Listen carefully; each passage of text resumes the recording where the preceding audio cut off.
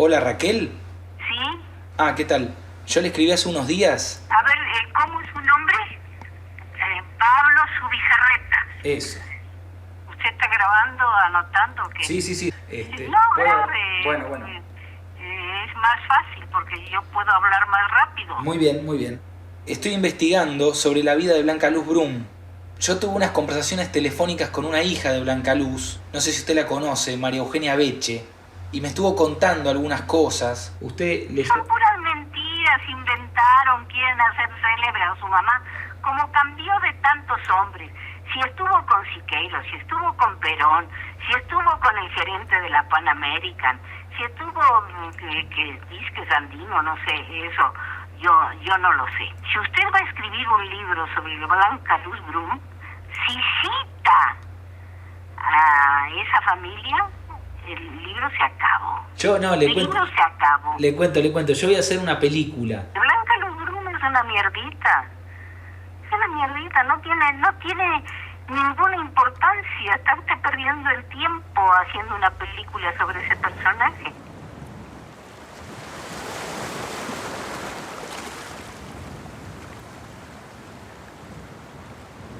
Blanca Luz Brum, poeta, pintora, periodista, revolucionaria.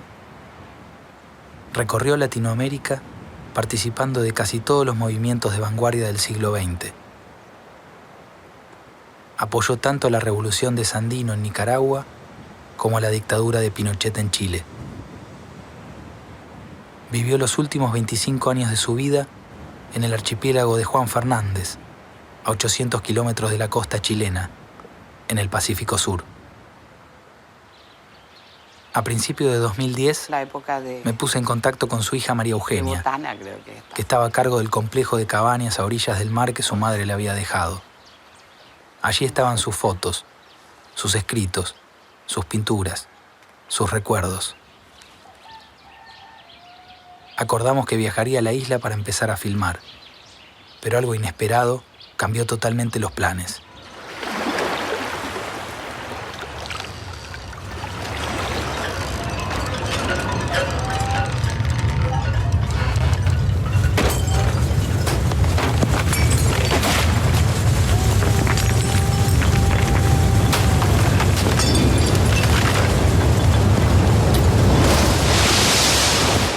Vista panorámica de la isla de Juan Fernández, el mar que ingresó 3 kilómetros, arrasando pueblos costeros y que no perdonó. Caída la noche, los supervivientes sepultan a sus muertos en lo más alto de los cerros. Parece que la naturaleza se hubiese ensañado con este pueblo, que prácticamente desapareció del mapa. Hoy no queda nada, solo un recuerdo imborrable para quienes pudieron burlar a la muerte y la furia del mar. Entonces todo esto lo nadamos.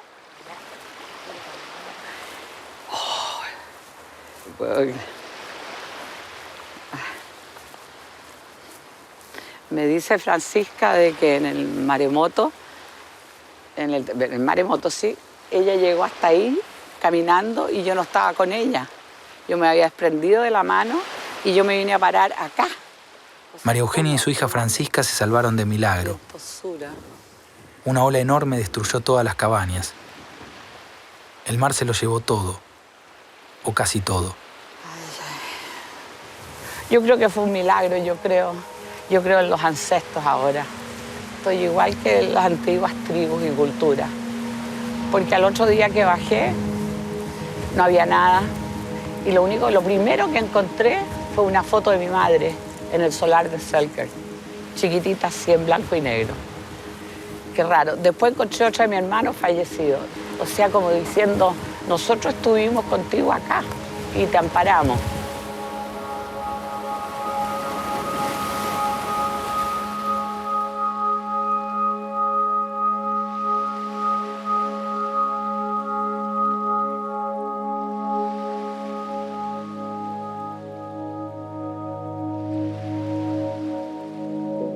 O sea, poco lo que recuperé de mi madre me lo llevó el mar. No tengo nada. Lo único que tengo es que hablan de ella. Y la ponen como el colchón de América, como esto. ¡Uy, qué maravilloso hablar así de una mujer! Y lo digo francamente, los cobardes hablan así. Es triste la historia de Blanca Luz, muy triste. Difamada, admirada y pisoteada. Está bien que un tsunami se lleve todo lo de ella. Descansa mejor en el fondo del mar.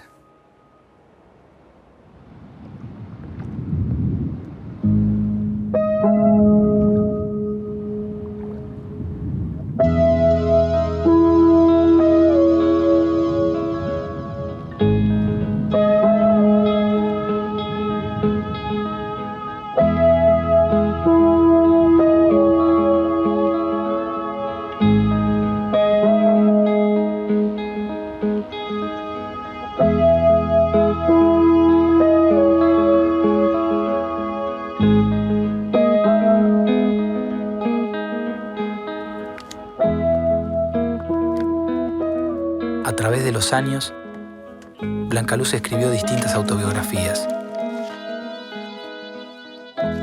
Esta es una versión posible.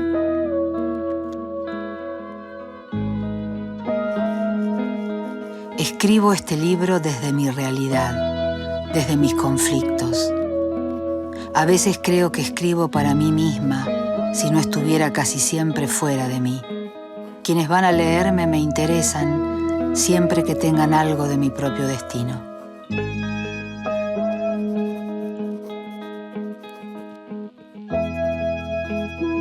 Blanca Luz nació en el pueblo de Pan de Azúcar, Uruguay, en 1905. Era la menor de 7 hermanos. Cuando tenía 3 años, murió su madre, y tiempo después, su padre abandonó a la familia. Quedó a cargo de su tía, Felipa Elizalde, que la llevó a vivir con su familia en un campo cercano. Entonces mis abuelos la llevaron para casa de ellos y ahí se crió junto a mis tíos y mis tías. Y la verdad sea dicha que como era una niña tan despierta y qué sé yo, mi madre le empezó a enseñar a escribir y a leer. Y era tan despejada que agarró en todo, en un momento. Dicen que era un cohete, ¿no? Realmente era en contra de la época.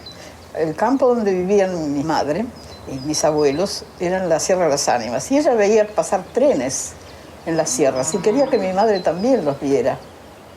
Ahora, no era chiflada del todo, ni mucho menos, lo que era fantasiosa. Para mí es el único adjetivo que le cabe, es fantasiosa, porque hay que ver trenes en la edad en que mi madre era chica y ella era chica, ¿no? Trenes en la Sierra de las Ánimas. Salía al campo, hacia afuera de las habitaciones y dice, ¿cómo no la ves, Elisita? Dice que le decía, pero Elisita, ¿y cómo yo los veo? Eso, la cosa de... El Club Villiquen. Blanca Luz es una de las promotoras. Estas niñas se reunían para leer la revista Villiquen y después desarrollar sus aspiraciones, creo que ni siquiera aspiraciones de escritora, es decir algo, eso que pasa siempre en los niños estimulados. Era una niña en medio de un paisaje de aire ligero, de perfumes, de ese silencio que permite escuchar lo pequeño.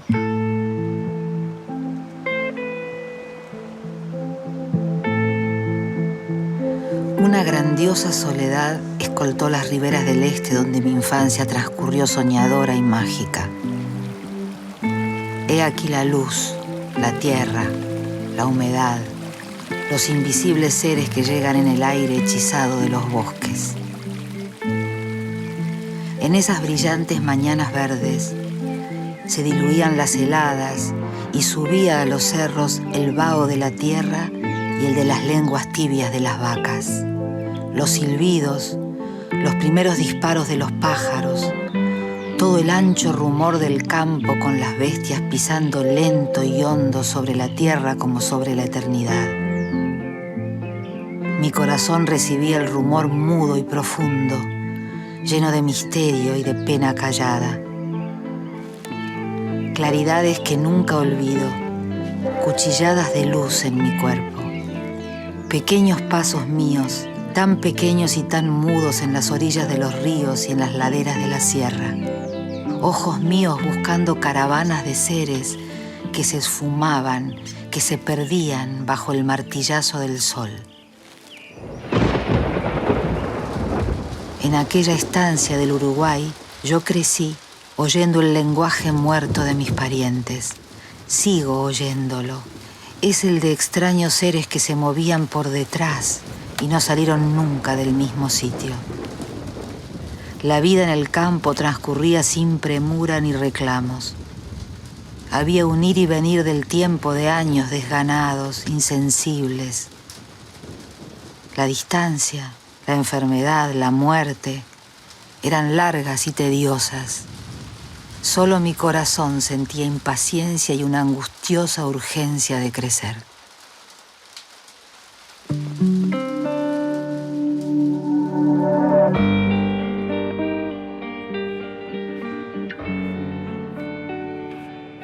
Es una muchacha de clase media baja, que como tantas muchachas es mandada muy temprano, interna a un colegio de monjas en Montevideo. Pero lo más importante es que con sus primeras poesías debajo del brazo acude a unas tertulias que se hacían en lo que se llamaba la Casa del Estudiante.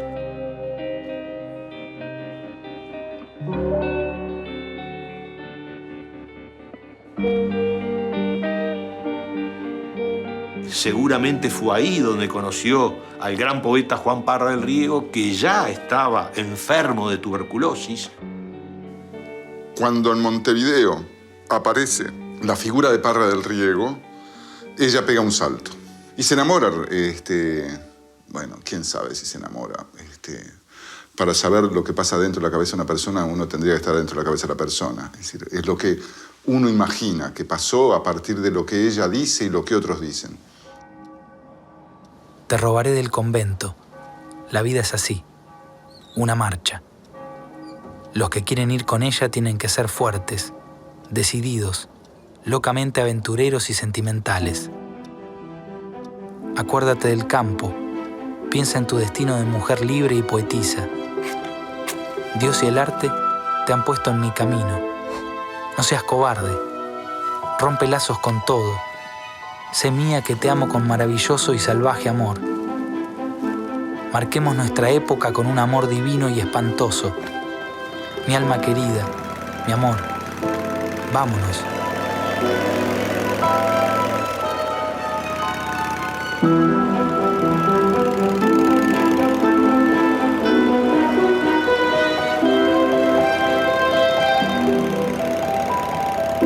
El hecho que figura en muchos escritos que Parra del Riego la raptó un día de un convento donde ella estaba en moto para casarse y que de ahí se casaron, eso no es realmente así. Se dice que eso fue a los 16 años de ella y no es así. Ella se casó a los 19 años en el registro civil con total tranquilidad y fue ella en realidad la que esperó al bohemio de Parra durante 2 horas que llegara al registro civil para poder casarse. Luego del casamiento, en ese año 1925, es que aparece el último libro de Parra, que es un poemario que justamente se llama Blanca Luz, que son 15 poemas que están dedicados todos a Blanca Luz. Y lo otro, la aparición del primer libro de Blanca Luz, es un libro de poemas, 23 poemas. La crítica de ese momento y lo que se hace de revisión en el momento actual son todos contestes en señalar que probablemente Las llaves ardientes es uno de los mejores libros de poemas que dejó Blanca Luz. Escribe sobre la vida en el campo, las sierras, el mar. Y hacia el final, le habla al hijo que siente crecer dentro suyo. El 16 de noviembre de 1925 nace Eduardo. Pero la familia tenía el tiempo contado. Tan solo 6 días después del nacimiento, y sin haber podido siquiera besar a su hijo, Parra del Riego muere de tuberculosis. Sus ojos, que antes estaban débiles y entornados, ahora se abrían con más fiebre, con más ardor que nunca. Temíamos hablarnos y todo se daba de espaldas contra el alma. Así llegó la mañana. brillante y desnuda, colgada de la ventana como una niña feliz. Entonces yo creo que Dios mismo vino a ponernos dulce la mejilla. Había tal paz. Nuestro hijo tenía 6 días. Yo tenía mis pechos crecientes. Cantaba la vida. Yo le vi de pronto con sus manos rígidas apretar las últimas azucenas de esa primavera de noviembre.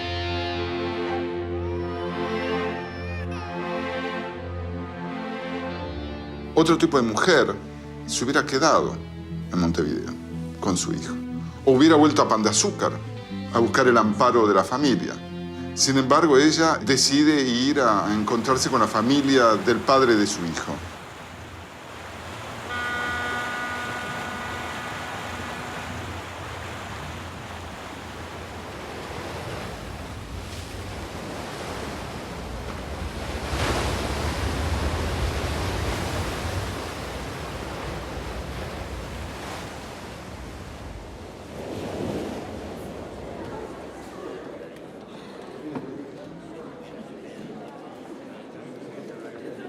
Un círculo de distinguidas señoras limeñas me invitó para recitar en la elegante sala llamada Entrenú. Frente a un piano negro y ante una platea totalmente ocupada por señoras cuyos perfumes me mareaban, yo me puse de pie. Mi cuerpo era una ágil y luminosa polea plegándose a mi voz y a mi emoción terrible. Había cautivado al auditorio que me seguía y se entregaba ya totalmente a las fiestas de las imágenes y la poesía. Fue sin duda la tarde de mi consagración. Entre ellos estaba un hombrecito hecho pedazos. Con una pierna cortada exhibía su figura dolorosa y esmirreada, su tez oscura y el pelo lacio, renegrido, los pómulos salientes a punto de rasgarle la piel. Llega en un momento extraordinario para el desarrollo cultural del Perú, porque hay un genio como Mariátegui que trae nuevas luces, que trae la vanguardia en el arte y en el pensamiento, que ha estado en Europa y viene con las nuevas ideas, y es una persona querida hasta por sus enemigos, y concentra en su casa de Lima a toda la intelectualidad peruana, sobre todo la intelectualidad progresista. Y allí, en ese ambiente, que es una tertulia extraordinaria, se gesta, diría yo, el futuro del Perú. Él abrió para mí la puerta que daba a un territorio oscuro y triste, donde solo moraban indios descalzos y explotados. Él puso una luz en mi inteligencia y otra en mis manos. Nadie como él tratará el problema de los indios de nuestra América. Busca a los intelectuales, a los estudiantes, a los obreros. Los busca con apremio.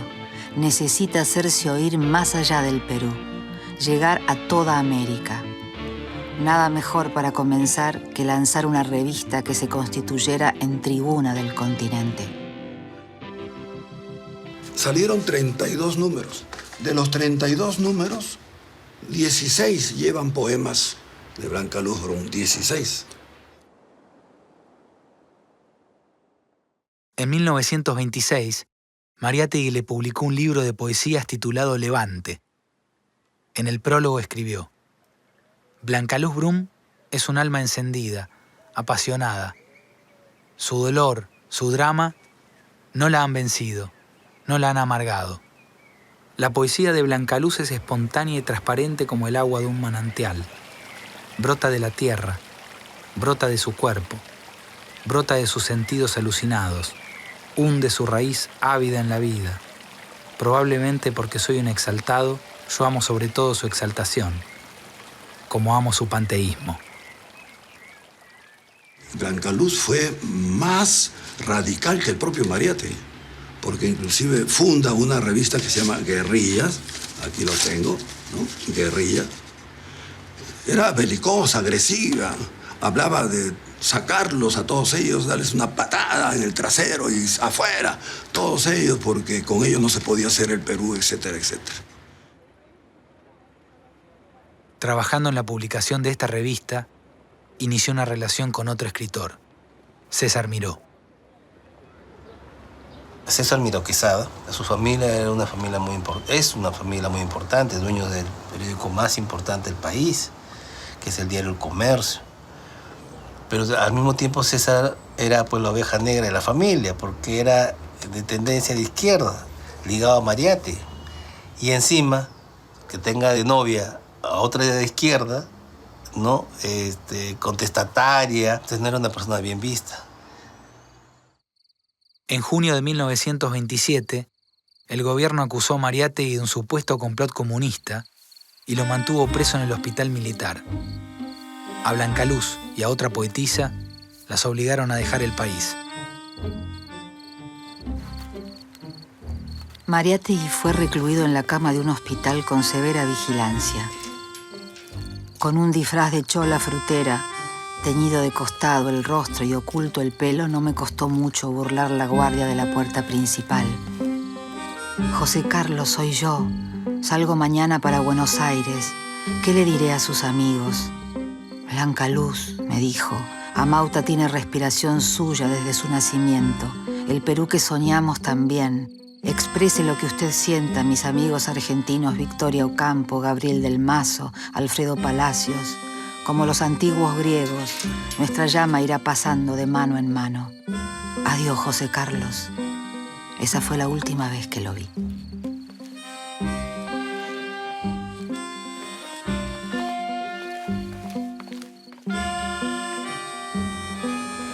Presidio de la isla San Lorenzo, junio 28 de 1927.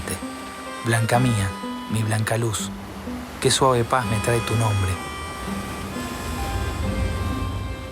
Tu nombre es una frase de ternura que dulcifica estas horas de cárcel impiadosas y horribles.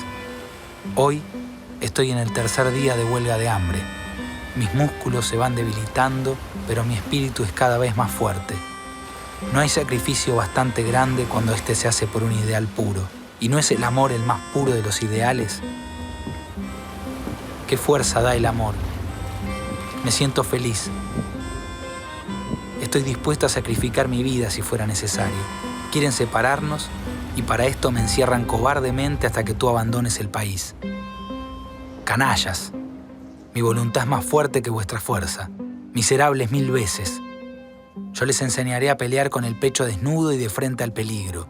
Y para eso no tengo otra arma que el amor. Para la familia de César Miró, la mejor salida que ellos pudieron haber contemplado de negociar su libertad es que Blanca Luz se vaya, ¿no? Se vaya.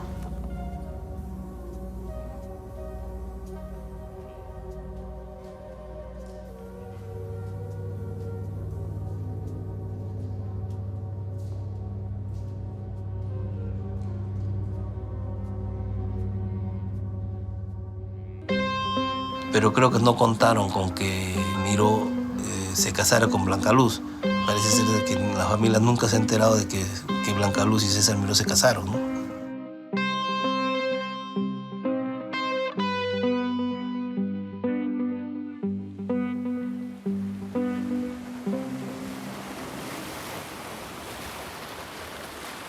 Llegan a Chile y hay cosas que más que los documentos, más que las cartas, más que los testimonios de ella o lo que otros dicen sobre Blanca Luz, lo que te dicen de quién fue Blanca Luz son las fotos. Hay una foto, es una foto de ellos en Valparaíso, si no me equivoco, donde va caminando ella y atrás viene una niñera o una cargadora con el hijo.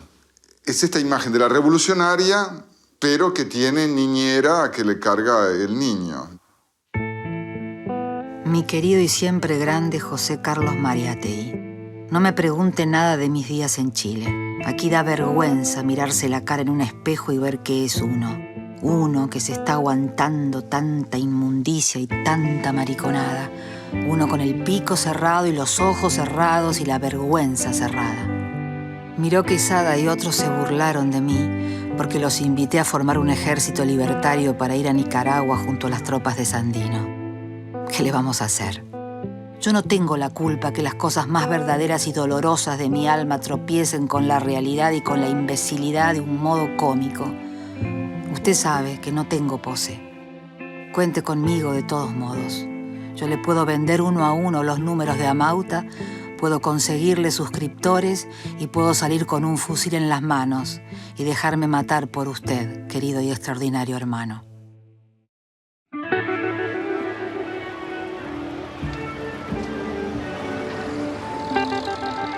En 1927 viven un tiempo en Buenos Aires, ya sin el apoyo económico de la familia Miró Quesada. La relación no dura más que un año. Las razones de esta separación son confusas. En todo caso, solo sabemos que César Miró evitó hablar de Blancaluz el resto de su vida. Después de su separación, Blancaluz decide volver al pueblo de su infancia. Pueblo de pan de azúcar, querida tierra mía, después de tantos cielos recorridos vuelvo otra vez al sitio donde está mi raíz. Hoy hago un alto en mi camino y me detengo a mirar las cumbres de los cerros. Y me detengo para tomar vuestras manos y dejarles un poco de mi canto y de mi emoción que en esta noche inolvidable sube a torcerme la garganta. Y aquí estoy, hermanos. Vengo a traer mi obra, a someterla a la emoción pura de vuestros corazones. En nombre de mi hijo, que tiene 3 años y se llama Eduardo Juan Luz Parra del Riego, os doy un abrazo grande. Hasta la vuelta. El pueblo era tan hipócrita como ella. Ella dice esto que no siente y el pueblo le aplaude por lo que tampoco siente.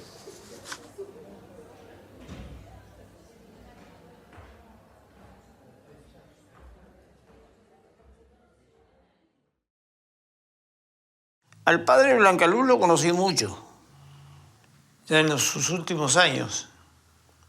Tiene que haber muerto más o menos en la década del 30. Andaba en un carrito tirado por un petizo y iba al cerro a buscar leña y después se las vendería a sus clientes. Un hombre triste, solo. Ella, las veces que vino, nunca vio al padre. Quiere decir que había un distanciamiento familiar. Un distanciamiento familiar que es innato en los Brunes. El padre era muy pobre, ella estaba en otro estatus y Pan de Azúcar la recibieron como una diosa, ¿no? Y entonces no le dio el tiempo, dijo, pero en realidad no lo quería ver porque tendría algún rencor. Los recuerdos que yo tengo nítidos son de los hermanos de Blancaluz. Recuerdo a mi abuela, Manuela, que era la hermana mayor de Blancaluz, y también recuerdo a la tía Violeta, que era la esposa de Vicente Lapido. Vicente Lapido, que era el dueño de la Tribuna Popular, y bueno, tenían otro estatus, y es por eso que, según se dice en la familia, la tía Blancaluz tenía más contacto con ella que con el resto, a los que no veía nunca. Lo que sé, lo que recuerdo, y bueno, y que se decía que era una HDP porque había venido al pueblo, no había ido a ver a su padre, y esa es lo que me ha llegado a mí, ¿no? Ella se fue muy joven, se fue a los 16 años. Era un pueblo muy prejuicioso, en esa visión mezquina que tienen los pueblos acerca de ese tipo de mujeres. De repente a los hombres no le hubieran dicho nada. Eso la acompañaba, digamos, y ella era soberbia. Y entonces vino y dijo, me hicieron el homenaje, esto me lo tenían que hacer, no más, porque nunca más volvió a Pan de Azúcar ni nada.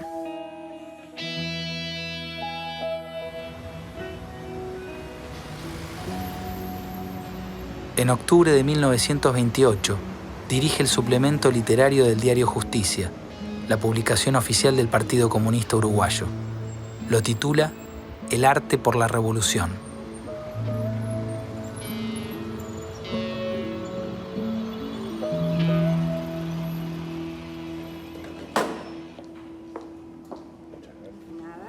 sucede un hecho muy importante en Montevideo, que es el Congreso Constitutivo de la Confederación Sindical Latinoamericana. El año anterior, en el año 1928, en Moscú, la Internacional Sindical Roja había determinado su prioridad por Latinoamérica y la decisión de formar la Confederación Sindical Latinoamericana.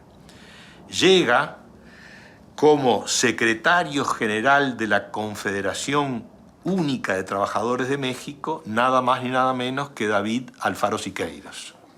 Estaban todos alrededor de la preparación de esta Conferencia Sindical Latinoamericana y estaban entre camaradas, estaban en la calle, en Montevideo, y de pronto mi padre ve venir a una mujer muy exótica y muy extraña dentro del panorama femenino del momento. Finales de los años 20, las mujeres con el pelito corto a la Garzón, la pollerita cortona plisada, el talle bajo, parecían muñequitas, parecían nenas, con colores pastel, era una moda que aniñaba a la mujer. Y Blanca Luz tenía su tremenda pelambre negra, larga, o una trenza negra. Ninguna mujer se dejaba el pelo suelto, retinta, y andaba con una larga túnica negra con los brazos al aire. Entonces era en sí como una proclama de otra cosa. Y ella lo decía y lo defendía y decía, yo no entiendo por qué las mujeres, esas vacas furiosas, esos muñecos de trapo, me atacan. Bueno, entre otras cosas por celos, porque era de una belleza extraordinaria y muy rara, muy exótica. Blanca Luz oye aullar al charro mexicano y gritar y levantar el puño y sacarse fotos con las mujeres obreras de no sé qué fábrica, ellas con sus polleritas, todas tímidas, y él parado con las piernas abiertas, poco menos que sacando la ametralladora. Bueno, no había forma de no verlo y no había forma de no darse cuenta de que la estrella de esta conferencia era Siqueiros, y ella buscaba en el hombre a la estrella.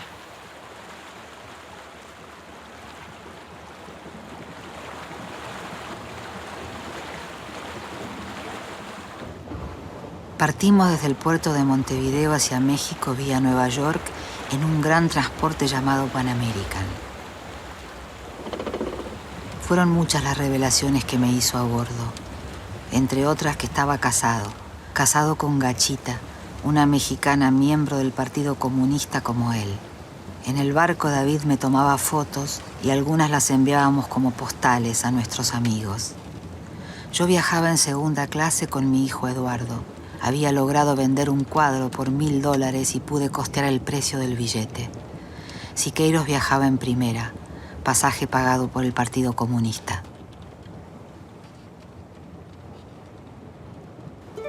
Siqueiros trataba de borrar en mí todo rasgo europeo, mi mentalidad, mis hábitos, mi vestimenta.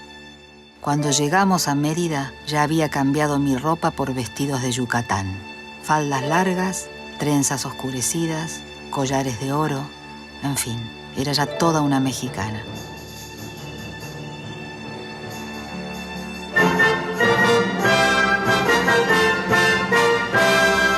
México, 18 de octubre de 1929. José Carlos, querido, qué blef es México. Aquí no nacerá nunca un Mariátegui o una Blanca Luz. Pancho Villa sí. Y otros bandidos. Odian a los sudamericanos, nos tienen una envidia tremenda. El Partido Comunista Mexicano es un antro de alcahuetería y divisionismo. Nadie le guarda la espalda a nadie. La historia de México es una triste historia de sucesivas traiciones. No existe el hombre, existe el macho. No existe la mujer, existe la hembra. Hembra y macho que se disputan a balazos la hedionda conquista del sexo. Voilà México.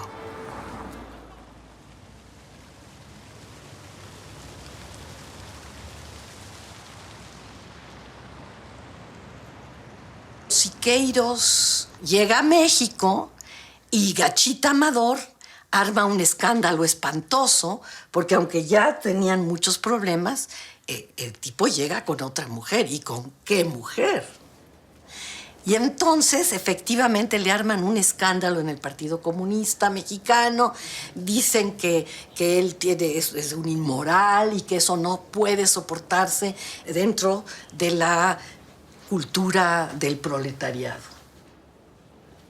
Y entonces, efectivamente, sale del Partido Comunista, pero al mismo tiempo que hay esa persecución comunista, a Blanca Luz y a Tina Modotti y a varios extranjeros comunistas los meten a la cárcel.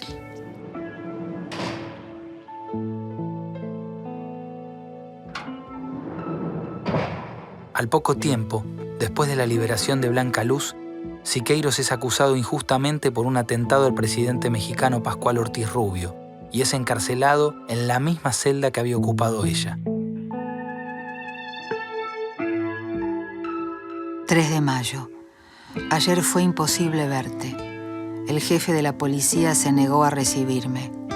He oído cuando le gritaba al portero: ya he dicho que no quiero saber nada con esos comunistas. He vuelto en la tarde y solo me han dejado pasarte una cobija y una taza de arroz con leche que sobró en la noche de ayer. De ese 1 de mayo en que tú ya no volviste. El niño sigue malo. Hasta mañana. 6 de mayo.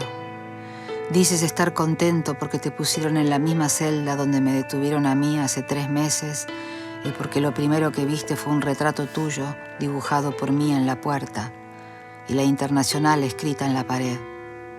Está bien, pero en nuestra casa, desde que te fuiste, hemos pasado la semana con los 50 centavos que me dejaste y el niño está convaleciendo y hay que alimentarlo. Además queda solito, tirado en el cuartucho mientras yo voy a verte, y no veo de dónde pueda venirnos una pequeña ayuda económica. 20 de mayo. Tú me hablas de un plan de vida organizado desde la cárcel, y no sé cómo puede ser eso, si cada día amanece distinto nuestro corazón. Hago todo lo que puedo, pero la idea de que estés preso es algo terrible. Veo que nada puedo hacer. Tu partido no me tiene confianza y tus amigos no quieren recibirme. Hay tal miedo que no quieren ni oír tu nombre. Ayer, mientras fui a verte, vinieron a la casa 2 agentes de la policía secreta para registrar papeles. Se lo llevaron todo, hasta los libros y retratos. Tu amigo, el escultor, tiene ganas de echarnos a la calle, pues como está haciendo un retrato del general Obregón, teme que le perjudiquen estas relaciones con un comunista encarcelado. 29 de junio. Esta tarde de hoy ha sido la más dolorosa de estos meses, ya que nuestro espíritu y nuestra carne se confabulan dramáticamente y defraudan nuestras esperanzas. Pero hay que hacer un esfuerzo último y extraordinario. Apóyate en mí, yo en ti. Estamos en las puertas de la luz. Nos amamos. Tendremos un hijo. 3 de julio. Urge que pintes algo para vender. Si no, esta quincena será trágica. Te envío la lista de los útiles de pintar que dejé esta mañana en la portería de la cárcel. Un frasco de Secatif Lefranc, 4 pinceles nuevos, un bastidor de 60 por 70. Escríbeme intensamente.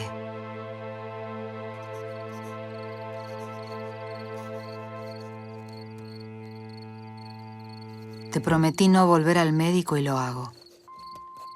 Tampoco he de ver a esa gente que nos ayudaba con algo para comer. Eso en cuanto a tus celos. Después, en lo que se refiere a tus golpes de ayer, te diré que estoy profundamente seria y desencantada. Si es que dudas de mí, algún día solitario, trabajando por el verdadero dolor y la miseria, volverás a creer y me buscarás. Pobre niño mío, te beso llorando. 5 de noviembre. Vas a salir mañana. Antes quiero que sepas cuál es la verdadera situación que se abre entre los dos. Contigo olvidé toda mi vida pasada de burguesa, mi personalidad y demás tonterías que me avergüenzan. pero tú no estás obligado conmigo a ningún sentimentalismo, a ningún compromiso. Posees una severa ideología revolucionaria a la que debes servir incondicionalmente, porque la revolución exige la entrega total. Yo entrego a tu corazón comunista y de hombre una boleta de libertad absoluta.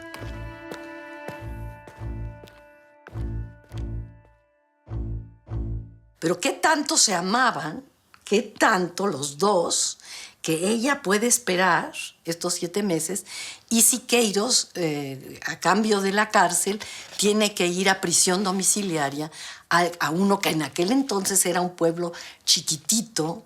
Pero lo interesante es que con Blanca Luz en Tasco, Siqueiros inicia su gran estilo mestizo monumental. Es evidente que en toda esta elaboración conceptual de Siqueiros, que plantea que el arte no debe ser nunca folclórico, sino que debe ser una construcción conceptual.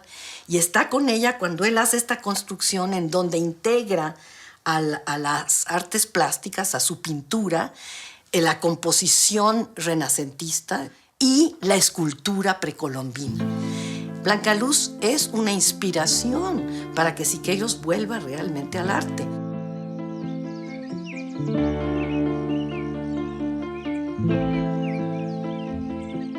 Allí elegimos el lugar que habría de ser nuestra residencia.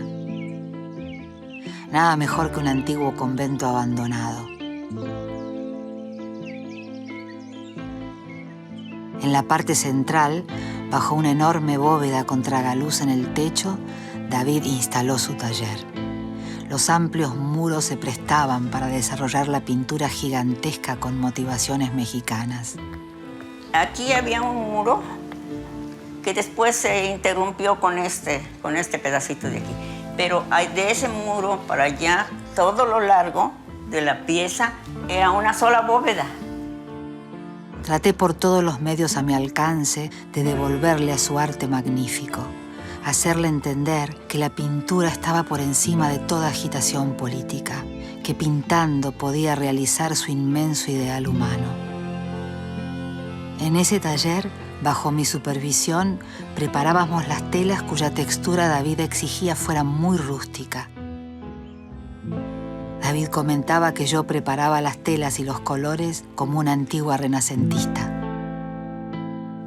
Cuando escribí el libro, yo no había encontrado todavía ningún documento que me hablara del eventual hijo entre Blanca Luz y Siqueiros. Pero sí había encontrado la foto, esta foto, la foto donde están los dos, acá, esta foto, donde ella se está sosteniendo el vientre, la barriga, de embarazada. Es decir, me puse a mirar esa foto y miré esa foto y miré esa foto, pero digo, pero esta mujer está embarazada. Y ese fue el niño que yo estaba contando que nació con contabilidad RH negativo y lo enterraron en las sierras de Tasco, mi mamá, porque Siqueiros andaba haciendo no sé qué. Y cuando él regresó, vio que su hijo estaba muerto y mi madre le dijo, tú no estabas acá. Y lo enterró. Entonces él fue donde estaba enterrado y tenía una cruz en el cementerio. Agarró a balazos la cruz hasta que la partió, el ataúd todo, y le dijo, saca esa cruz y coloca la hoz y el martillo. La hija de Blanca Luz es más mentirosa que su mamá. Primero, Siqueiros era estéril. Durante la revolución había tenido una gonorrea tan fuerte que lo había dejado estéril. Él no tuvo nunca hijos, Siqueiros.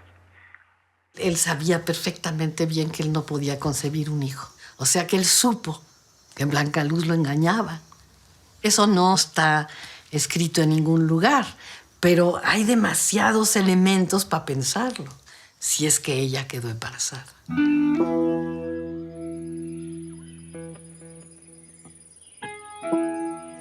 Recuerdo un pequeño cementerio. Era tan viejo. Estaban borrados los nombres de las ocultas sepulturas. Era un olvidado cementerio indígena lleno de hierbas crecidas y rumores de nidos. Lo movía apenas el invisible tránsito de alguna nube y misteriosas presencias del alma.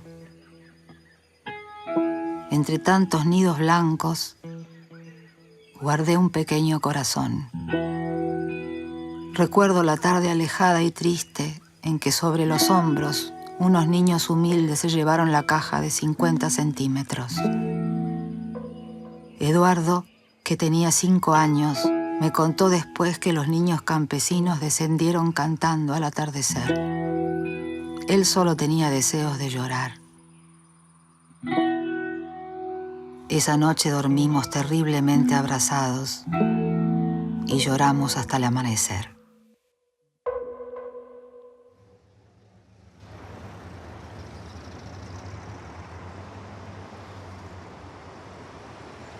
Creo que en buena medida Siqueiros es una construcción de Blanca Luz.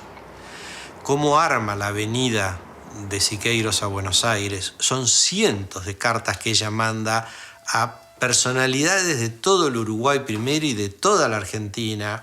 Cómo miente en las cartas. Miente, pero es flagrante la manera en que su rey, Siqueiros, es el enviado del presidente de México para iniciar nuevas corrientes artísticas en el Río de la Plata. Dice cosas que son de un calibre. Ella monta, arma, teje todo este aparato alrededor de Siqueiros. Y bueno, la primera nota en que aparece ella en un diario de Buenos Aires es muy simpático, porque hasta tiene una foto y ella todavía no había llegado. Es decir, ella manda la nota a un periodista amigo para que la publique con una foto y ella todavía está en el Uruguay. Y acá ya se publican que la encontraron en el puerto, etcétera, etcétera. Ella está construyendo un personaje y tiene una habilidad asombrosa en hacerlo. Él llega a Buenos Aires y se encuentra que todo lo que le había dicho Blanca Luz no es verdad. Que ni lo están esperando como el triunfador del mundo, ni que es el héroe que trae la salvación y la revolución en el arte. Entonces lo único que puede hacer es dar algunas conferencias y gracias a un par de amigos de ella consigue organizar una exposición a los amigos del arte. Según me contaba Siqueiros, cuando empezó a dar las conferencias invitado por Victoria Ocampo, eran conferencias izquierdistas, radicales, proletaristas, etcétera, y entonces Victoria Ocampo le dice: hasta aquí llegamos.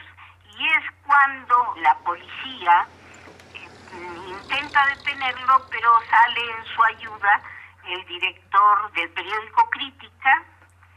Estaban caminando juntos en la calle, pero ella un poco se separó, seguramente vio que la policía los andaba rondando y se separó, y cuando la policía se acercó ella dijo: no lo conozco. Esto es lo que me contaba Siqueiros a mí.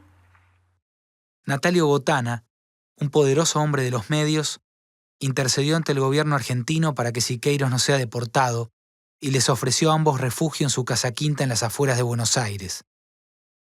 Allí, en un sótano oscuro, Siqueiros encontró el espacio para pintar un mural. Cuando íbamos a Torcuato, a la quinta, teníamos prohibido entrar al sótano donde estaba el ejercicio pictórico pintado en el techo y en las paredes, ¿no?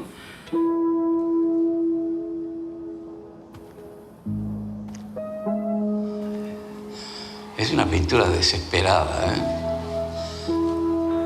totalmente desesperada, de una mujer que era inasible, ¿no? Que era tanta mujer, que era difícil sentir la más remota posesión sobre ella, ¿no? Era una mujer que se iba.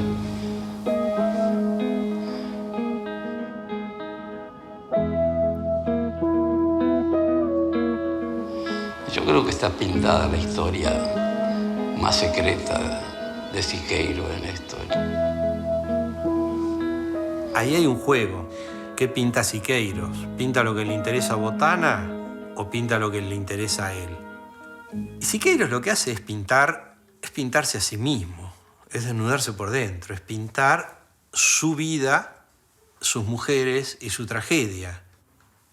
Para él, ese mural era un error de juventud, un error de pasión, en últimos casos porque le pagaron para hacerlo. Y por eso lo desaparece de su obra. Siqueiros renegó toda su vida de este mural, jamás volvió a la Argentina, jamás publicó una foto del mural, porque él mismo reniega de su única obra, en la cual fue sincero, donde no dio un discurso, donde habló de sí mismo, donde se desnudó delante de los demás, aunque eso solo lo pudiera ver Botana a lo mejor. Con Botana sí me dijo que tuvo un romance. Tuvo un romance con Botana y muy lindo. Él le llevaba de regalo un tigre, le llevó un día. Se presentó con un tigre amarrado. Y le dije, no puede ser. Con un tigre, me dijo. Mira qué clase de hombre. Mi vocación de escritora se había extinguido. Siqueiros me absorbía de tal manera que apenas podía respirar. Nuestra pasión sufría el continuo acecho de los celos. Yo era su esposa, la modelo de sus cuadros y murales, la humilde compañera soportando su carácter. Comprendí que su destino no me pertenecía. Su camino y el mío eran distintos. Un gran silencio hecho de dolor y rencor fue mi respuesta. Él había frustrado una hermosa etapa de mi vida. No tengo idea de lo que pensaba Siqueiros. Creo que fue un golpe duro, terrible en su vida, y se construye a sí mismo de nuevo. Termina casado con una mujer absolutamente diferente a Blanca Luz, diferentes en todo. Raquel Tibol me contaba que Angélica tenía tales celos de Blanca Luz que le quitó todos los papeles que encontraba en sus archivos. Y nunca quiso que se mencionara la palabra Blanca Luz.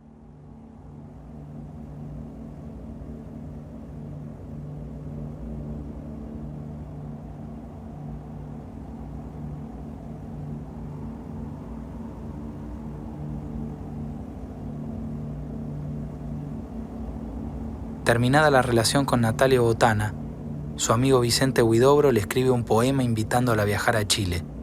Ella acepta y se aloja en su casa con su hijo Eduardo. Pero más tarde, la esposa del poeta le pide que se vaya.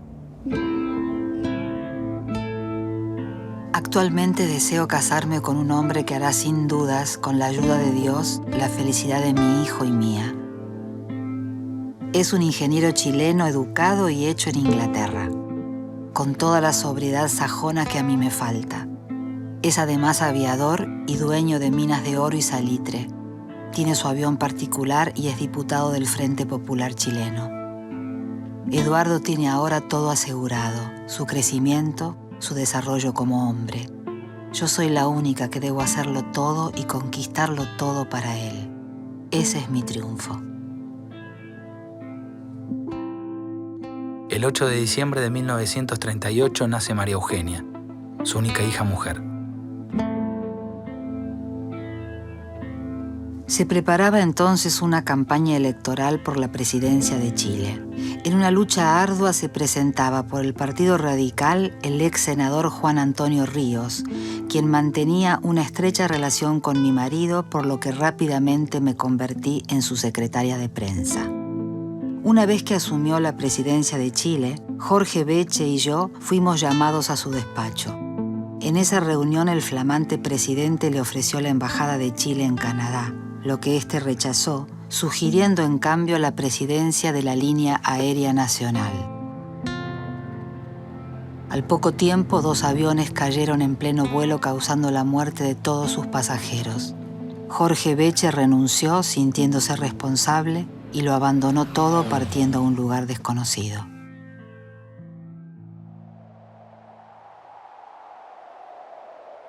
Y mi madre se viene a Montevideo, y en Montevideo preguntaba por mi padre, no, que no está acá, que está en tal lugar, y después va sabiendo que mi padre estaba con otra persona. Entonces ahí mi madre se encontró sola y después se fue a Argentina.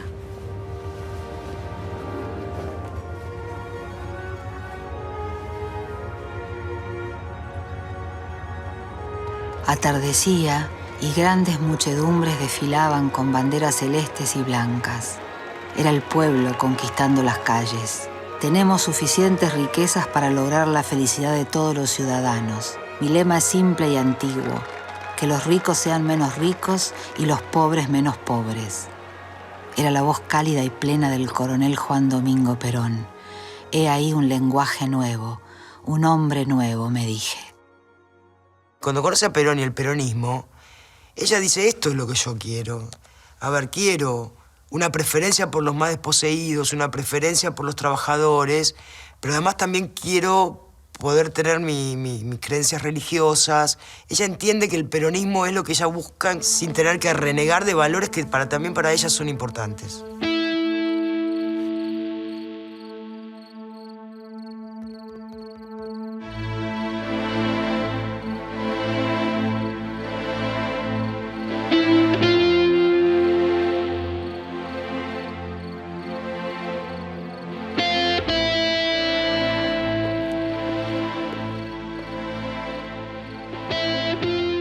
Hay una foto, yo siempre vuelvo a las fotos.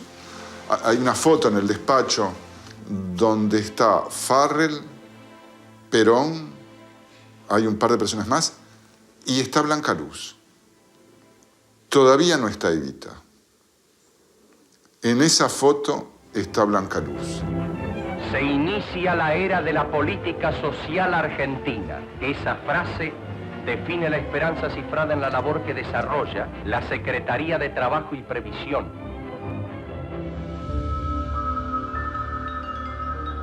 Blanca Luz era un cuadro. Venía de haberle hecho campaña al candidato radical Ríos de Chile. Había sido secretaria de prensa de él y Ríos había ganado la presidencia. De manera que es bastante razonable que Perón se haya interesado porque Blanca Luz estuviera en su equipo, porque era una tipa muy valiosa, ¿no? Cuando Perón cae preso en Martín García, ella, como jefa de prensa de Perón, y algo más, tenía la agenda de los dirigentes sindicales, que eran los amigos de Perón, y de los medios. Por lo tanto, Blanca Luz agita a esos dirigentes sindicales para salir a pedir por la libertad del coronel Perón, y a su vez comunica a los medios lo que va sucediendo ese 17 de octubre. Fue un amanecer limpio y puro el del 17 de octubre cuando desperté. Inmediatamente me dispuse para pasar revista a los compañeros peronistas pertenecientes a diferentes ramas sindicales, que noche a noche y hasta el amanecer trabajaban organizando el gran día. A esos mismos departamentos llegaban los enviados de provincia y partían veloces con los acuerdos, desafiando el acecho de los perseguidores, apretando contra sus pechos aquella consigna concreta y seca como una bala: huelga general.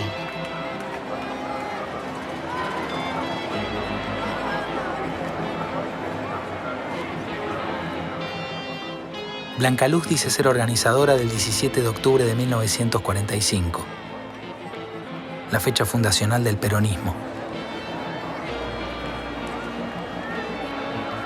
Sin embargo, todos los investigadores con los que hablé me aseguraron que en los archivos de Argentina su nombre no figuraba en ningún documento.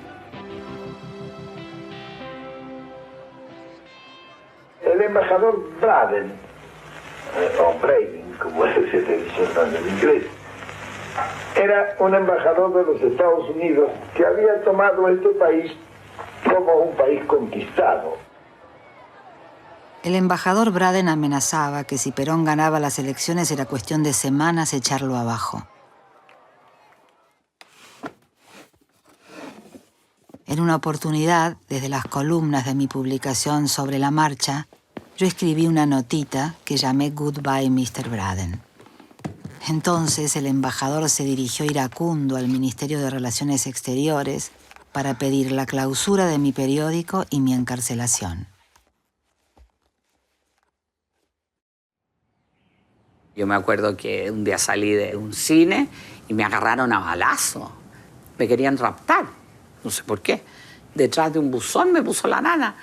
Y mi madre fue y le dijo a Perón, mira lo que acaba de suceder con mi hija. Entonces el general Perón dice que le dijo, tráiganme mis guardaespaldas los mejores que tengan. Le dijo, Blanca Luz, estos van a ser los guardaespaldas de tu hija. Yo me acuerdo que iba al cine ahora con 2 guardaespaldas de Perón. Durante su primera campaña presidencial me tocó desarrollar una fuerte actividad. Resulta imposible hablar de ese triunfo electoral sin nombrar la frase desafiante y nacionalista que yo misma popularicé. ¿Braden o Perón? Y yo a Braden quizás le tuviera que levantar un monumento en la Argentina, fue el que más nos ayudó para ganar las elecciones.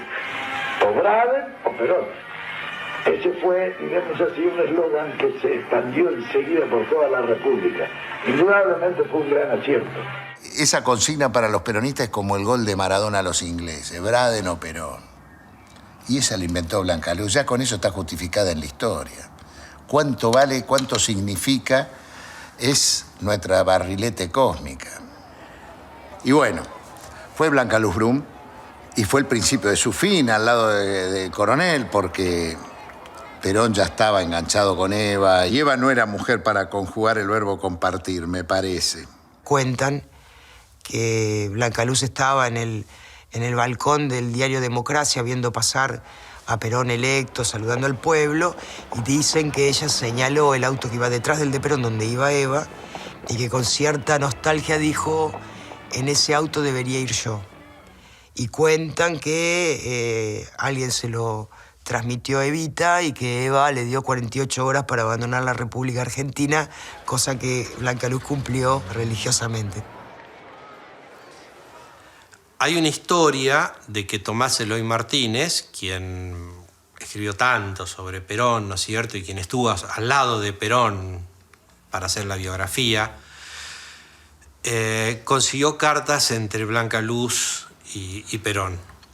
Y que, no sé, considerándolas complejas o no publicables en ese momento, las habría mandado a una biblioteca de Estados Unidos, la biblioteca de la Universidad de Rutgers.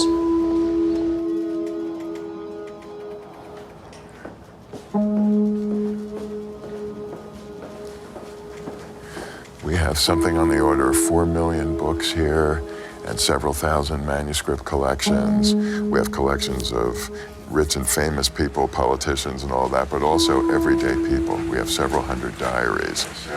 Let me introduce you to our catalog. Okay. Here's Argentina. You've got politicians, communists and Trotskyites, dissident socialists, foreign observers, Peronistas. Brum, B-R-U-M. Yes. I don't think there was. You mentioned these 3 letters between Miss Brum and Perón. We went to see what we might be able to have. We looked to see if there was a faculty file for Professor Martinez, whether maybe something would have been put there. There weren't any letters in that file. And then we also called the current Department of Spanish and Portuguese Studies, and we spoke to the chairwoman of that department, and she indicated she doesn't recall anything like that. However, they're in an old building, very crowded, with papers all over the place, and she promised that when they move to their new building next year, she will be specifically looking for things like this. It's not a very good chance at all that they're going to be found, but in any case, nothing that we can report today. Blanca Luz fue borrada. Borrada de la historia del peronismo, de la organización del 17 de octubre, de su relación con Perón y Evita. Quizás esas cartas fueron escondidas por Perón o por la misma Blanca Luz. Todos manipulamos el pasado.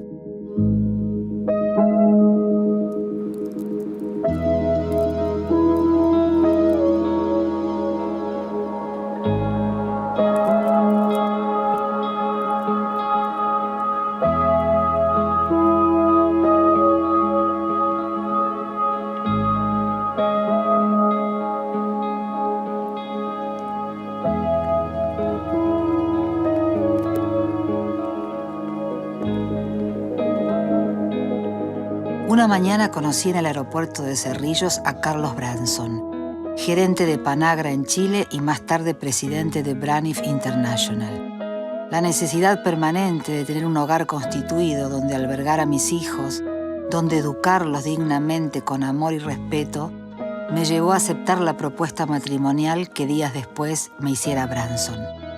Él tenía las cualidades que siempre me atrajeron de los hombres: inteligencia y bondad. Después de 2 años de casados tuvimos un niño maravilloso que llamamos Nils Alarik. Este niño nació, dijo mi marido, para que nada le sea negado en la vida. Comencé una vida distinta a la que había sido hasta entonces, obligada a recibir a ejecutivos y hombres de negocios norteamericanos con sus esposas. Lo que más recuerdo de la infancia es que tenía una madre que era muy buena madre y muy amiga mía. Siempre fue muy amplia, siempre le dije, mamá, vamos a una isla, vamos a... María Eugenia me contó que viajando juntas a la isla de Pascua, hicieron una escala en el archipiélago de Juan Fernández. Blancaluz quedó encantada por las historias que albergaban esas remotas islas pobladas por pescadores de langosta.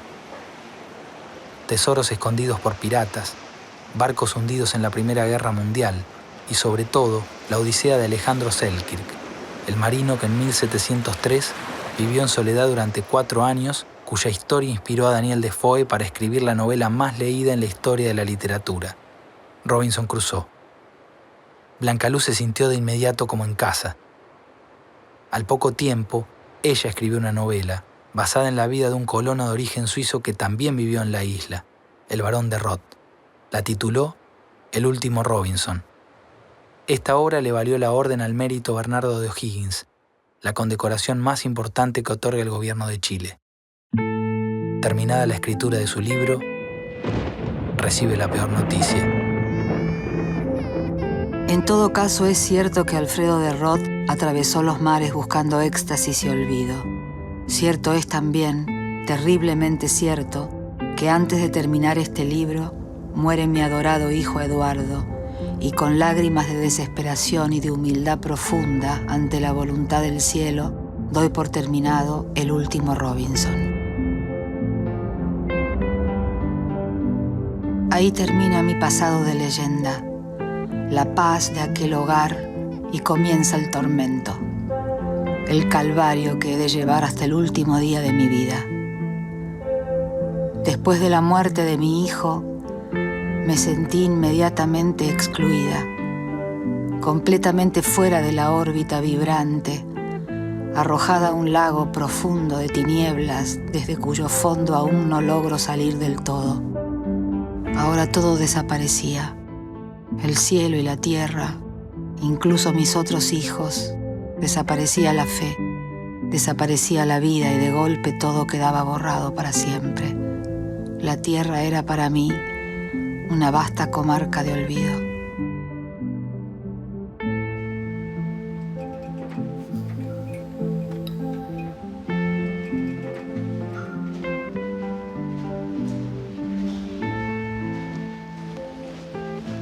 Y esto ya del 52. Enrique, muy adorado y santo hermano, y tú también, Nitita, ¿te acuerdas que así te llamaba el niño? Por favor, escucha con Maruja y con Esther el concierto número 1 para el violín de Paganini, que es lo último que escuchó el niño el viernes de noche. También su almohadita de plumas, donde ahora estará siempre solo mi cabeza. No me consuela ni mis otros 2 hijos tan divinos. Eduardito era único, era mi pasión. Murió el sábado a las 3:30 de la tarde. Fue un accidente de tránsito. Sí. Tenía pasión por los autos. Uno de sus tíos, hermano de Parra, le dijo que tenía un auto recién comprado de carrera. Lo fueron a ver, lo salió a probar. Yo he sentido otra vez la angustia y el llanto incómodo de los días de Parra, de los días que sucedieron a la muerte de mi hijo. Él me decía, hoy, estás soñando todo esto, yo no sé por qué. Yo no me pegué un tiro y hubiera deseado morirme, y espero mi muerte. Parece que está mezclando cosas de la muerte de Parra con la del hijo. Con la del hijo. Sí. Sí, es como va agrandando la letra, la va sintiéndose cada vez peor al que va escribiendo, ¿no?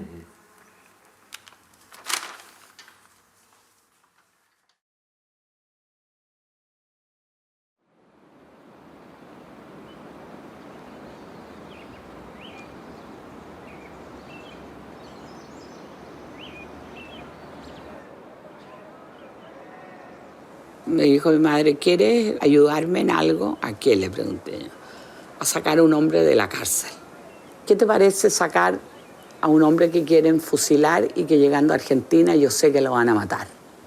Consíguete una peluca, conseguite una peluca. A buscarme una peluca por todo Santiago, donde hay tiendas de pelucas. Ahí me compré una peluca y entré yo disfrazada con una peluca rubia. Dejé la peluca rubia. Al otro día entré como María Eugenia y abajo tenía una falda un poco más corta y encima tenía otra falda, así que ahí le dejé mi otra falda. Le llevé navajas, tenía unas medias nylon y le dije, tenés que afeitar. Mi madre le dijo, tenés que afeitarte porque te van a mirar las piernas, pues en el nylon. Y ese día después entró un grupo de folclore, todas mujeres. Y entre medio de las mujeres entró mi madre y ahí sale Kelly disfrazado de mujer con mi madre del brazo, las otras mujeres adelante y todos saludando a los personajes que iban adelante folclóricos. Los guardias se entretuvieron, que había que pasar como 3, 4 puertas, horrible.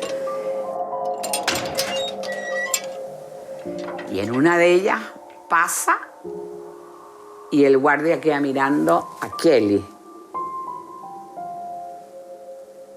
Y el guardia lo queda mirando y mira a mi mamá y sencillamente se dio cuenta que era Kelly, el guardia.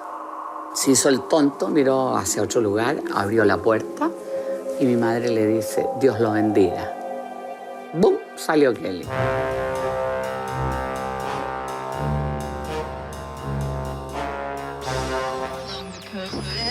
Conmoción en la capital. Se fugó de la penitenciaría de Santiago el militante peronista Guillermo Patricio Kelly horas antes de ser extraditado a Argentina. A las 20:35 del día de ayer habría escapado disfrazado de mujer del brazo de la poeta uruguaya Blanca Luz Brum.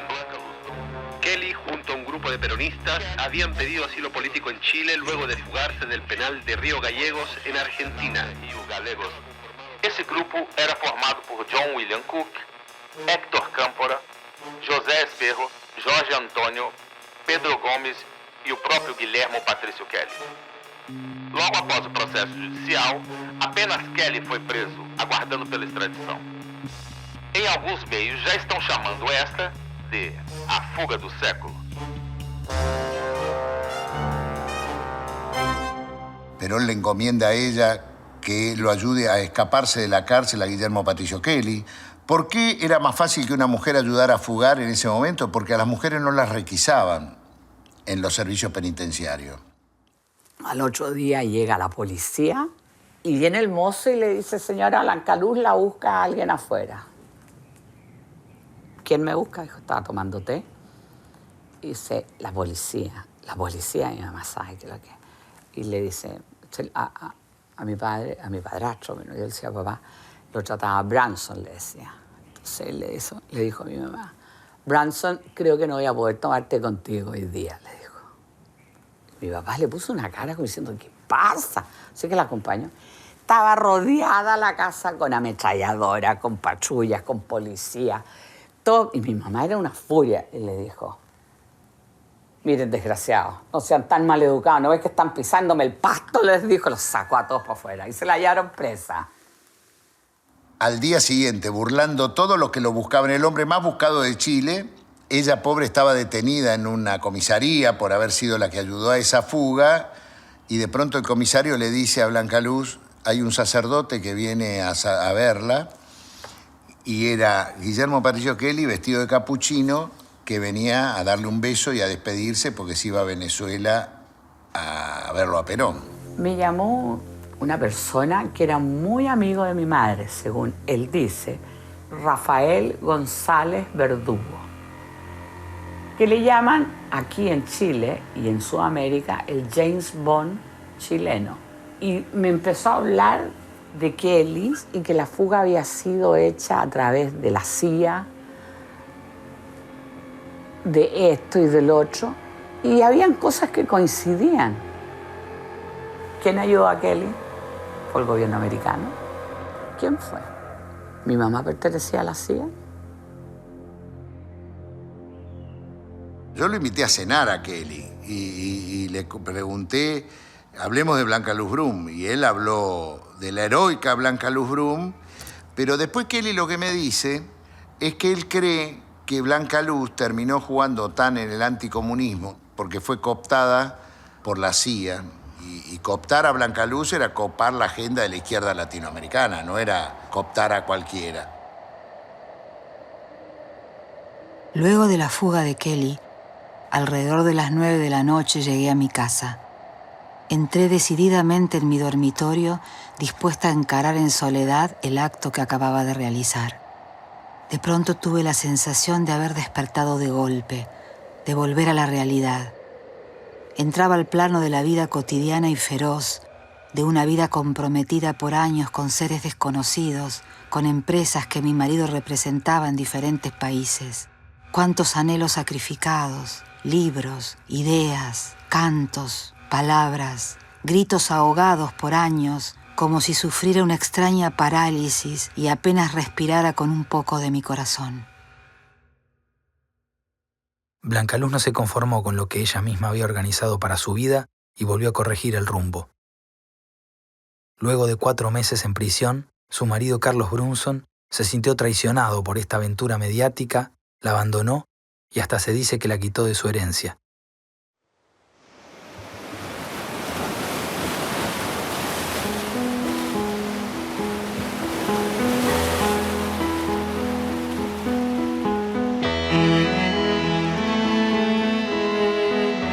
Arribamos a la isla un domingo de septiembre de 1959. Fueron días fríos y borrascosos en que, poseída de una energía heroica, inicié la construcción de mi hogar en la isla de Robinson Crusoe.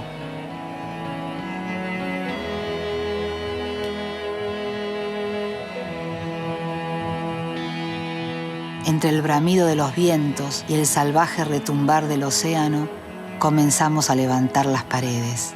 Sería una habitación amplia y confortable que resistiera el embate del rudo invierno isleño, sirviendo de hogar para mi familia y mis amigos.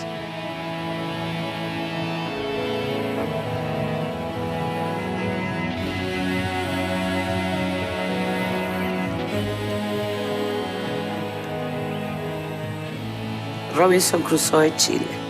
Bello lugar para deshacer lo hecho, desandar lo andado y deshablar lo hablado.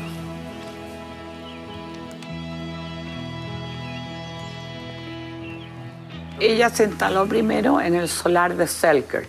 Ahí ella se hizo su casa. Y vio que aquí habían tierras al lado del mar. Entonces dijo, voy a hacer una hostería para turistas acá abajo. Hizo pequeñas cabañas, la casa de ella, y 3, 4, 5 cabañas para los turistas. De periodista, de revolucionaria, de mujer amada, de mujer odiada, empezó a ser hotelera también, y pintora, y cocinera. Todo lo hacía tranquilamente y humildemente. Sanguíneamente, no soy nada de Blanca Luz. Ella es mi abuelastra. Viajamos juntos a la isla en un buque de armada y ahí me quedé con ella en la aldea, atendiéndola, la ayudaba a atender, y yo era muy hábil con las manos, entonces agarraba serrucho, martillo y le arreglaba los problemas, que si había que soldar una cañería, y estaba yo, la hacía de todo. Todo autoconstrucción. De hecho, no había pintura para pintar las cabañas por fuera. Entonces usábamos el aceite quemado de los motores de la planta eléctrica para echarle a la madera para impermeabilizarla en vez de pintura. Todo así. Yo me acuerdo de Blanca Luz, caminando por las calles y cuando veía un clavo oxidado, doblado en la calle, lo recogía, lo enderezaba para volver a usarlo, porque en la isla no había clavos, no había dónde comprar clavos. Gracias a Blancaluz se le cambió el nombre a las islas. En Venezuela también querían cambiar de nombre a una isla y ponerle Robinson Crusoe. Y Blancaluz se enteró de esto y dijo, no, acá. Fue directo donde el presidente y dijo, oiga, señor presidente, hay que cambiar este nombre porque si no Venezuela nos va a quitar el nombre y este nombre Robinson Crusoe es conocido mundialmente. Y empezó a escribir sobre la isla, a pintar sobre la isla. Toda su pintura es la isla.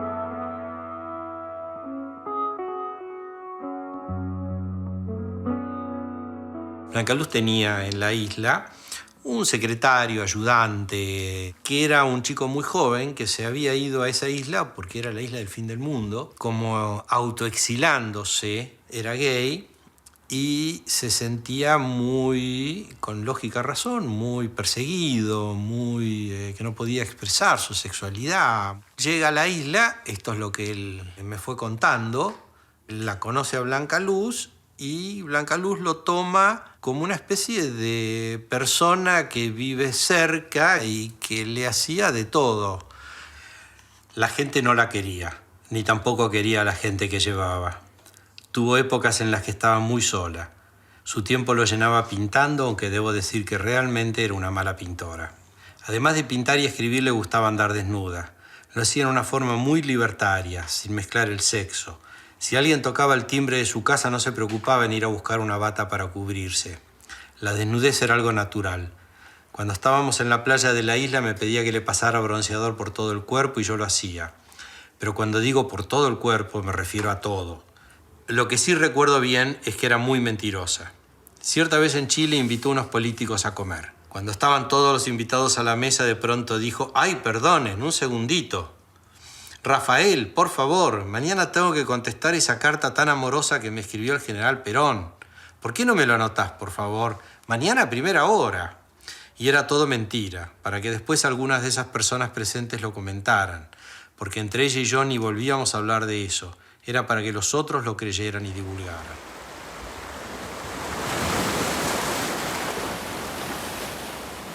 Cada vez que hay un temporal, yo algunas veces me acerco porque el mar empieza a botar todo lo que tiene. Y hay una maleta que me lo tiene un amigo mío abajo, el Chato Manolo, que rescató el tsunami y me la tiene guardada. Yo no la he querido subir porque debe estar llena de barro. Y hasta un tiburón puedo encontrar adentro. Que el agua llegó hasta esta altura.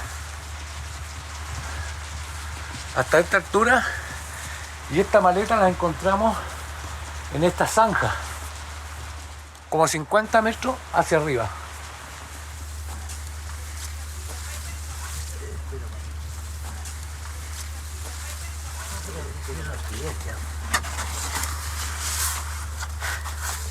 ¿Esto? Mira los papeles cómo están, ¿viste? Mira, yo no lo había visto, fíjate. Mujeres de Perón.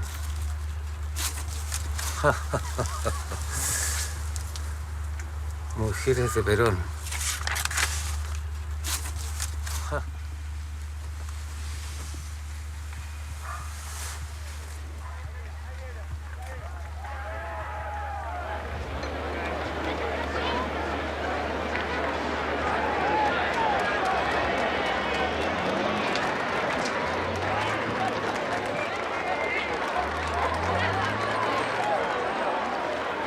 Perón vuelve al país, año 73, es electo presidente y la única invitada extranjera que Perón personalmente invitó a la asunción de su tercera presidencia fue Blanca Luz Brum.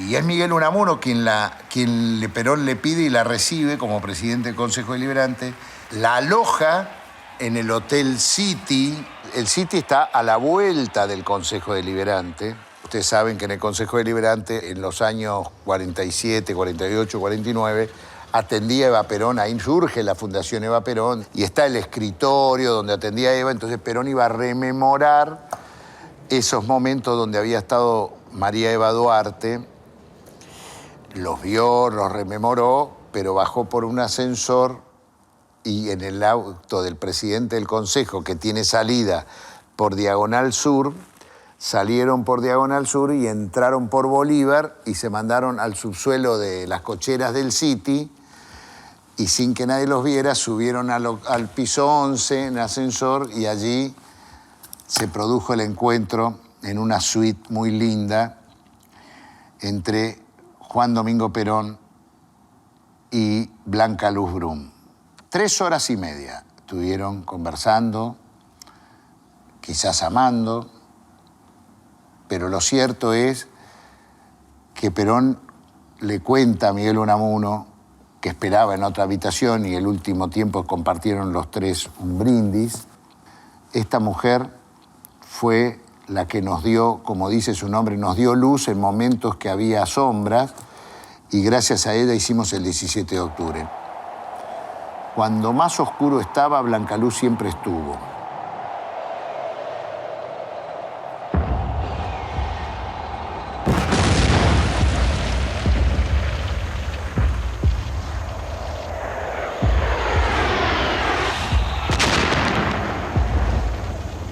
El 11 de septiembre de 1973 en Santiago de Chile, un golpe militar derroca al gobierno democrático de Salvador Allende, que termina muerto durante el bombardeo del Palacio de la Moneda.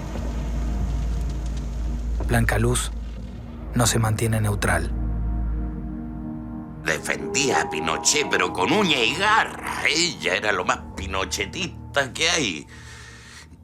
No sé qué pasó. ¿Por qué ese cambio tan radical de la extrema izquierda a la extrema derecha? Siempre hizo cosas a favor de la gente. Siempre ella miraba a la gente. Como dije anteriormente, ella fue la primera en llevarle zapatos a los niños del colegio allá en la isla porque andaban a pata pelada. Le llevaba ropa, le llevaba libros, artículos escolares y siempre llevaba cosas para los niños a la isla. Entonces era dentro de lo pinochetista también muy comunista, le gustaba compartir con su gente.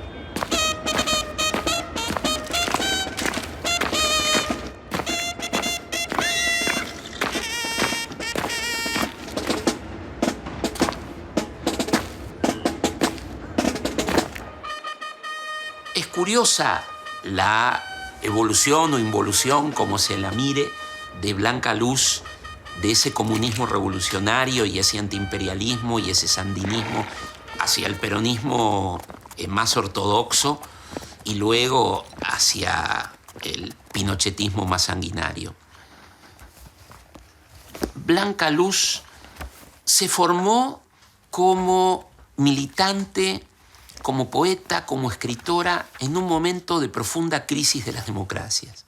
No cree en los partidos políticos, no cree en el juego parlamentario, no cree en las alianzas. Eso es una constante.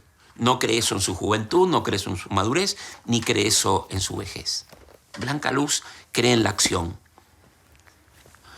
Aquí, en Blanca Luz Brum, Contra la corriente, dice: le habían volado la cara de un balazo al presidente de México y el autor fue un cristero, de esos famosos que hacen temblar la tierra de Jalisco con el grito de ¡Viva Cristo Rey y la Virgen de Guadalupe! Porque en México hasta el Cristo se ha dado más ardiente y vivo y los que lo aman lo defienden diariamente con su sangre. Yo hubiera hecho lo mismo de haber partido como los católicos de la misma realidad de justicia. Pero la Iglesia defiende a los poderosos y es arma contra el oprimido, y yo estaré siempre del lado de los que sufren persecución y hambre. Y otro pero admiro el valor y la tenacidad de esos católicos mexicanos que caen como rosas encendidas frente a las bocas abiertas de los fusiles y llenan a la vez el aire con sus balaceras. Ella tiene la audacia no solamente de saludar, digamos, la pasión de los contrarrevolucionarios, sino que ella se ve ella misma. Dice, si yo hubiera tenido esa educación católica, yo sería esa y estaría ahí. Y este texto, de algún modo, nos da la idea de que está de este lado del espejo, pero puede pasar en cualquier momento al otro lado del espejo. Y esa fe puede ser el peronismo, pero también puede ser el pinochetismo. Supo por sus amigos marinos, porque ella adoraba a los marinos en la isla, los traía. Llegaron, claro, el almirante lo conoció cuando era oficial de la Armada y después era comandante en jefe de la Armada. Y después, bueno, fue miembro de la Junta.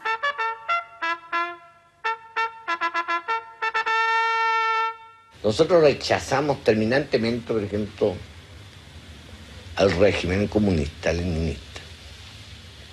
Terminantemente. No aceptamos la existencia de un régimen así en ninguna de sus formas. Rechazamos el régimen maoísta. ¿Por qué? Porque el ser humano deja de existir, deja de ser. Existe, pero no vive. Marx no es un filósofo, es un pseudoeconomista, es un pseudofilósofo que pretende meterle al mundo una filosofía que no tiene razón de ser porque destruye la base misma de la existencia del hombre. El hombre que es creado a imagen y semejanza de Dios, que es permanente, que no tiene fin y que su función es crear, lo transforma en materia sola, sin destino futuro, sino que termine aquí en la Tierra. No puede ser.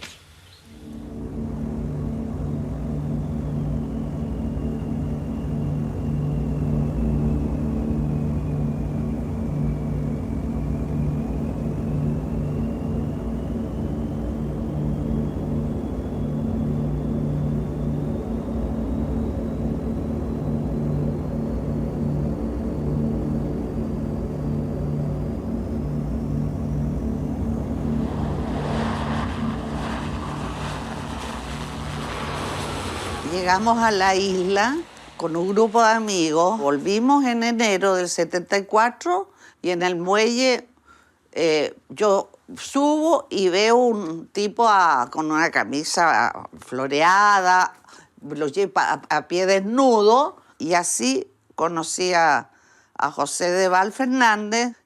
José era el administrador de la aldea Daniel Defoe de Blanca Luz Brum. Tenía sus cuadros, una terraza hermosa, donde ahí en la tarde hacíamos tertulia los tres, Blanca Luz, José y yo, y eran momentos muy plácidos al término del día. Y en ese momento se escucha en la radio que había fallecido David Alfaro Siqueiro.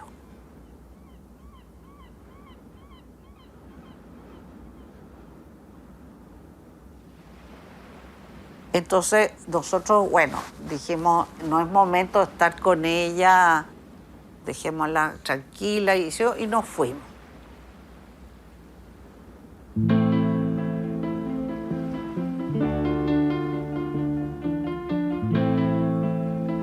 Llegamos al día siguiente, tipo 9 de la mañana, y con un plumón durante la noche seguramente había escrito en una forma de un frenesí creativo, poético, vivencial, una poesía que la llamó Canción de Pena al Rey David.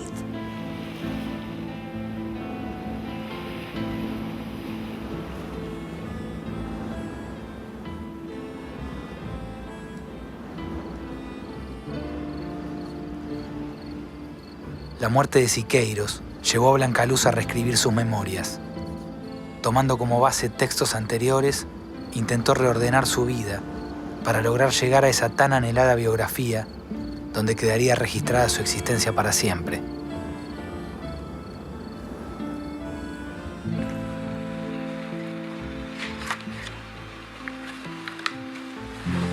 Esta foto me encanta.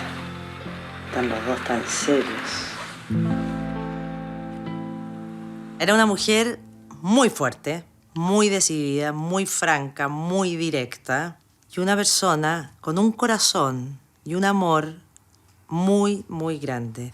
Ella nos quería mucho. Y sobre todo, se volvía loca por su hijo Nils, el cual fue mi marido. Para ella era sus ojos, su Nils. Era una persona que me llamaba todos los días, temprano a la mañana, preguntándome si el nene se puso el chaleco, el nene. Oye, cuando el otro ya se había ido, te preocupaste, comió bien. Increíble. Y ella tenía la costumbre de los días sábado, las veces que ella estaba en Santiago, porque vivía la mayor tiempo en Juan Fernández, en la isla, y cuando venía a Santiago, entonces se iba muy temprano en la mañana a la feria a comprar naranjas.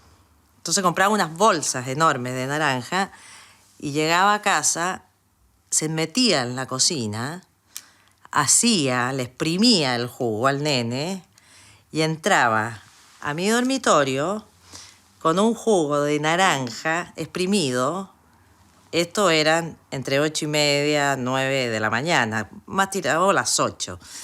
Oye, se sentaba a los pies de la cama, lo despertaba, le daba su jugo de naranja y yo, si te he visto no me acuerdo, me miraba y me decía, y vos, tratá de aprender algo. Nils habían venido unos americanos, unos amigos de él, habían salido de fiesta, de verdad. Yo estaba en cama, enferma, y cerca de las 6 de la mañana, él venía subiendo por la Costanera, porque ella vivía justo ahí en la Costanera, en este edificio. Él debe haber pensado, sabiendo que su mamá se despertaba tan temprano, justo chocó. Yo creo que él pensó, no sé, que se iba a meter al garage, porque en la esquina, ahí está el edificio, está la esquina, y ahí tuvo el accidente. Y donde ella iba saliendo a comprar la naranja ese día sábado y se encuentra con el accidente de su propio hijo en la puerta de su casa. Bajó y ahí está, en el auto, con una costilla, se había enterrado el manubrio y la costilla le atravesó el corazón. Y no lo pudo tocar, nada, porque cuando están ahí tienen que llegar los peritos, etcétera, etcétera. Y se quedó parada ahí. No lloraba ni nada, no podía cubrirlo ni nada. Se quedó parada ahí hasta que lo sacaron. Y en la noche yo la escuchaba llorar en silencio.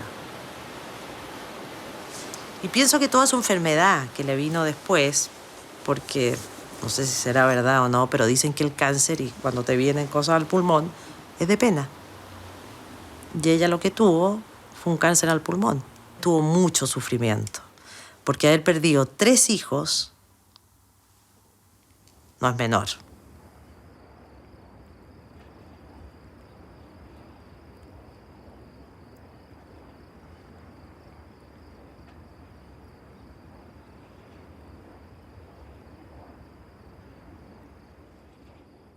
Me llamaba, yo no podía comunicarme y quería salir, y el mal tiempo.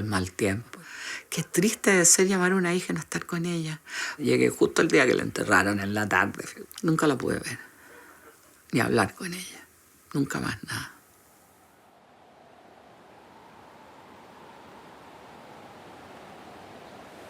Me decía María Eugenia, cuando camines por esta isla, medita y reza. Reza, me dijo, rézale a las piedras, rézale a las flores, rézale a todo. Te libera de muchas cosas.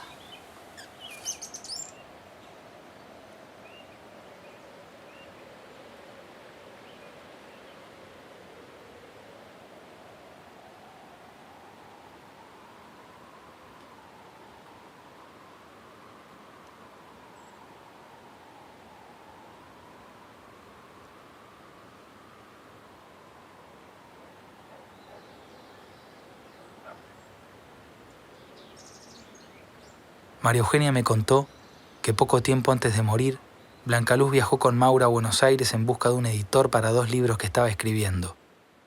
Uno era su autobiografía, el otro, relatos de ficción. Aprovecharon el viaje para visitar a Borges y hacer un reportaje para un diario de Chile. Bajando las escaleras, Blancaluz tropezó y cayó. Los manuscritos se desparramaron por el suelo. Este es el manuscrito de la Blancaluz. En el apuro por recomponerse, los juntaron rápidamente en una misma carpeta. Ficción y realidad se mezclaron para siempre. Este es lo de ella. Ahora, yo no quiero decir que esto sea absolutamente verdadero también, porque la Blancaluz era una mujer de 1000 vidas. Y ella decía también mucho lo que quería. Pero es interesante porque, por ejemplo, aquí está el testamento de Blancaluz. Mi papá, su hijo, se murió muy joven y esa herencia de mi padre yo la recibo a través de ella, de alguna manera, que a mí me marcó un montón frente a mis decisiones en la vida, a las cosas que quería hacer. Nunca me cupo duda que una mujer podía hacer lo que quería y cómo quería. Yo a los 18 años, Chile venía saliendo de una dictadura y me quise ir a vivir afuera de Chile, cosa que una niñita en las circunstancias en las que yo crecí era imposible. No obstante, lo hice. Y creo que ese tipo de cosas vienen de ella completamente, directa, una herencia absolutamente directa.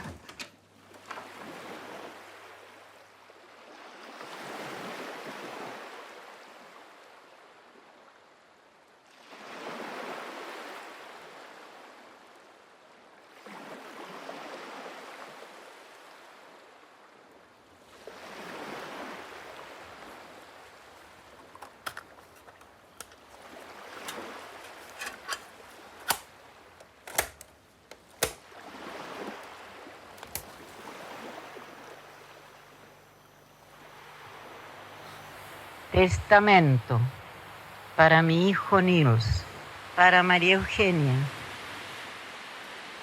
Evítame los hombres enlutados, los sombreros de copa, la carroza, las coronas con lazos delicados, y no admitas más flores que las rosas. Evita periodistas y curiosos, evítame exhibirme como muerta. Quiero escuchar los pasos temblorosos de los niñitos pobres en mi puerta.